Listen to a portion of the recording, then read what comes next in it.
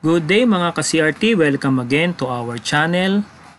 This is Electronics Lecture Series Season 2 and about BJT. For this episode, Episode 2, I will discuss BJT characteristics. Once again, this is Engineer Joshua B. Ancheta, a professional electronics engineer and ECE College instructor/professor. I already uploaded the Season 1 of this Electronics Lecture Series. Season 1 is about semiconductor and diode. Season 1 is uploaded in the year 2022. So that was 2 years ago. And these are the following episodes. So Episode 1 is about introduction. Episode 2, semiconductor theory. Episode 3, the diode. Episode 4, diode in DC circuit. Episode 5, half-wave rectifier. Episode 6, full-wave rectifier. Episode 7, clippers. Episode 8, clamper. Episode 9, voltage multiplier. Episode 10, Zener diode. And Episode 11, special purpose diode. So you can visit this video lecture in our YouTube channel. Just look for the playlist Electronics Lecture Series Season 1. Transistor construction. Transistor is a 3-layer semiconductor device. These are the layers. One square or one box correspond to one layer. So we have one box, 2, and 3. Therefore, transistor is a 3-layer semiconductor device consisting of either 2N and 1P, so that is the NPN, or 2P and 1N type layer, and that is the PNP. And all of the layers are semiconductor material. For this picture, this is the schematic symbol.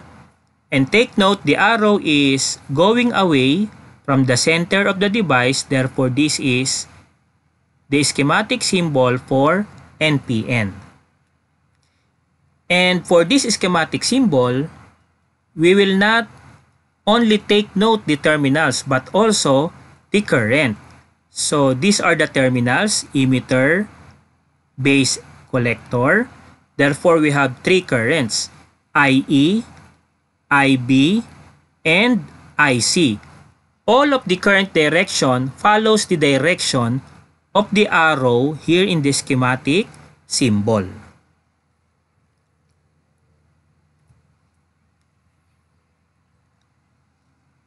Another thing to take note in the transistor construction is the doping level. So for emitter, this is heavily doped. For collector, this layer is moderately doped. And for base, this layer is lightly doped. Doping correspond, so when we say doping level, this correspond to the amount of carrier. So the higher the doping level, the higher the amount of carrier, the higher the amount of current level. So among the 3 types of current here in transistor, IE is the largest. So IE is greater than IC and greater than IB. So take note for this. Ratio of the total width to base layer. As you can see here, whether it is NPN or PNP, the ratio of the total width is 0.15 inches and the width of the base layer is 0.001 inches. Therefore, it means that the ratio is 150:1.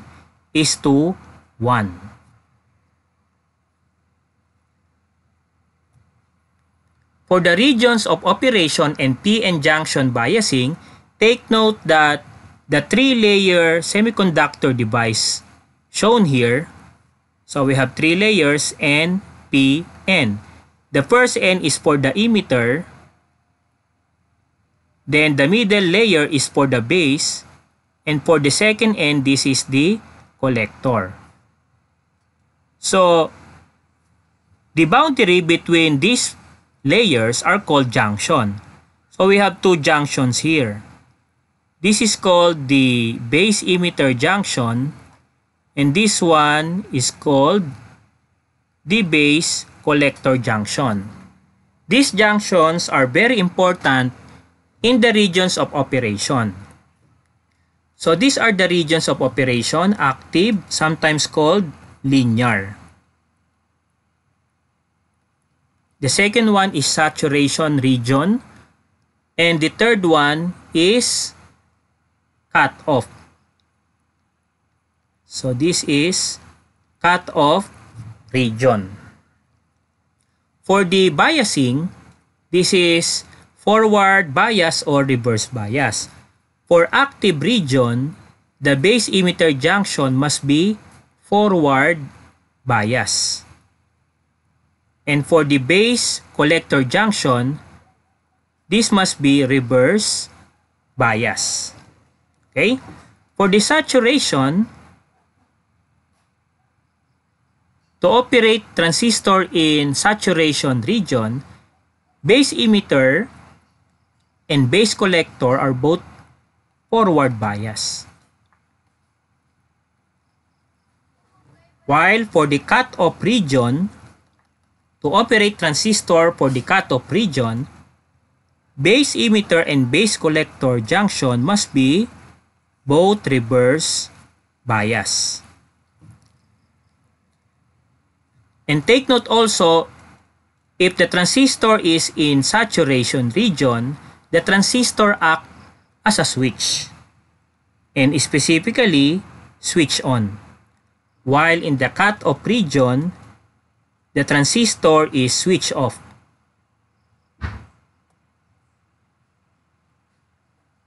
Okay? So this is the regions of operation and the junction biasing. Transistor currents, there are 3 transistor currents in our discussion, and the relationship can be represented by this equation. For the emitter current, this is IE and equivalent to IC plus IB. So meaning the combination of IC plus IB is equivalent to the value IE. And take note, IC is composed of 2 types of current, the majority and the minority.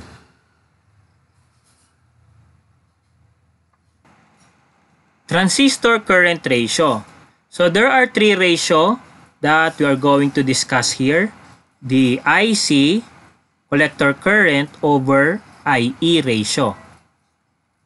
This is represented by the symbol alpha. And alpha ranges from 0.9 to 0.995. Next, IC over IB, and this is represented by beta. Beta ranges from 50 to 400. Next is IE over IB. This is represented by gamma. And this is equivalent to beta plus 1. Another thing to note here is the relationship between these symbols. So from the transistor equation, IE equals IC plus IB, let us divide each term by IC.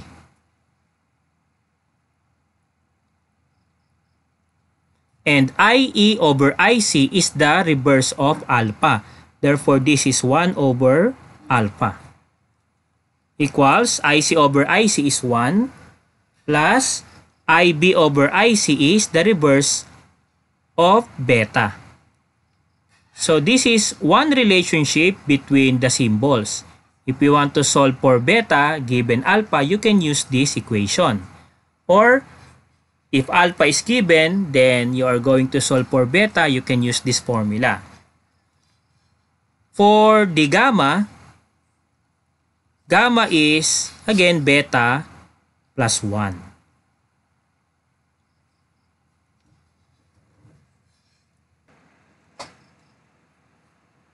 Another thing that you can take note here is that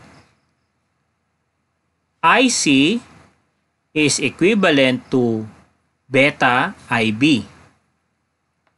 And IE is equivalent to beta plus 1 IB. So you may take note of these equations. You will be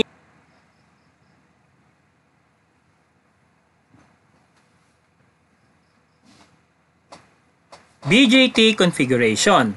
So for BJT configuration, this is the arrangement of 3 different configuration. We have common base, common collector, and common emitter. And take note, for all of this configuration, the value of VBE is always 0.7 volts. To highlight some characteristic, common collector is best for impedance matching.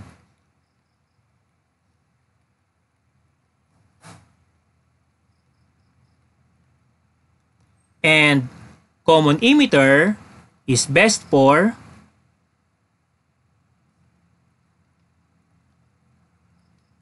amplifier application. So to differentiate these circuits, let's take a look at the arrangement of the battery symbols. So for common base, battery symbol or batteries are connected in the emitter side and the collector side, while the base terminal is connected to ground. So that is the indication of the configuration. The one without battery or power supply and directly connected to ground, that is the configuration.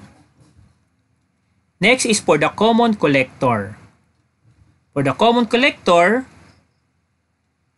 base terminal and emitter terminal is connected to the battery.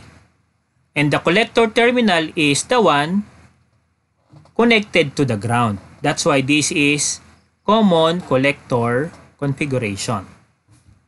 For the common emitter, take note, base and collector are connected to battery or power supply, while the emitter is connected to ground. So the one connected to ground is the configuration. This is the common emitter. Let us have some example. For the given circuit below, calculate the following. Letter A, IB, IC, IE. Letter B, VB, VC, VE.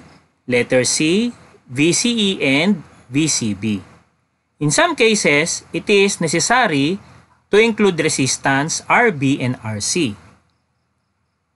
So for RB, it must be located here. So this is RB. And for RC, you can locate RC here. So let us take note of the configuration here. This is common emitter configuration. This is the most commonly used type of configuration, specifically in amplifier application. So to solve this example, we have to apply KVL. So we have 2 KVL here, but in transistor, we called it loop.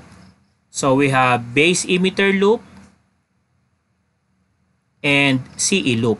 So for BE loop, our equation is, we will start with the battery, VBB, that is positive. Then, the loop will pass through the resistor RB, and that is, due to the direction of the arrow, IB, the sign here is negative. So, negative IB, RB. Then, after passing through the resistor, it will pass through the base emitter junction. And the voltage there is VBE. Okay? So that is the equation under BE loop.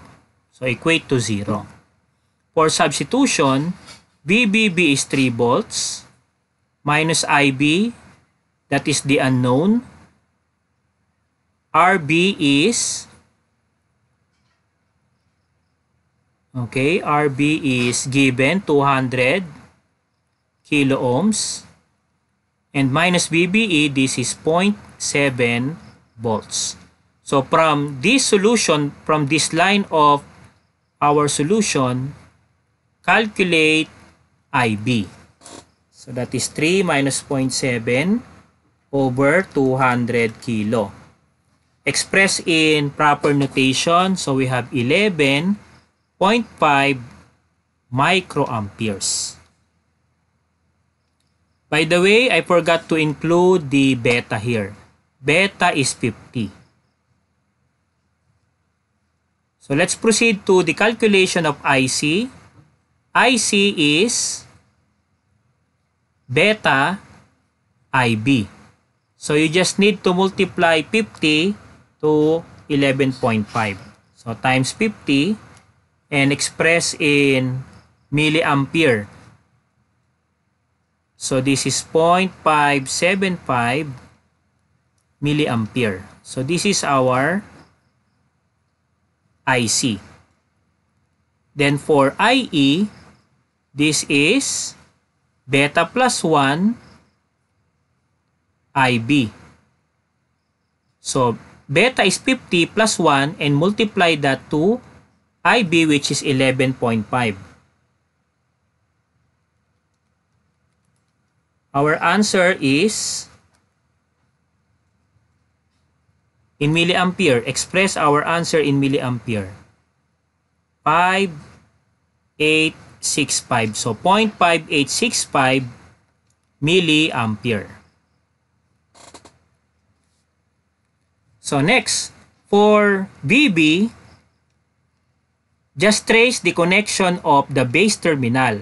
It is connected to the battery VBB, therefore VB is 3 volts. Then VC, directly connected to the battery 12 volts, so this is 12 volts. And BE is directly connected to ground. So BE is 0. These are the answers for the voltage required in letter B. For letter C, this is for letter B. For letter C, we are asked to find VCE. So for double subscript voltage, this is simply VC minus BE. Just separate the subscript in this way. So VC is 12, VE is 0, therefore the answer here is 12 volts. VCE is 12 volts. While VCB, VC is 12 and VB is 3, therefore VCB is 9 volts. So our answers now are complete for this example. In testing a transistor, you can use transistor tester or simply an ohmmeter. So checking the forward bias based to emitter junction of NPN. So connect the tester in this way, the result must be low resistance. this is the indication of a good transistor in this terminal. But you must get another good result in the connection shown in the next picture. So checking the reverse bias base to collector junction of NPN transistor. Connect the tester in this way, the result must be a high resistance. So if you get low R and high R in these conditions, therefore, okay, the transistor is a good device. This is the end of this video lecture. Thank you for watching. You can leave a comment. And please don't forget to share, like, and subscribe to this channel. See you in Season 2, Episode 3. Thank you and God bless to all.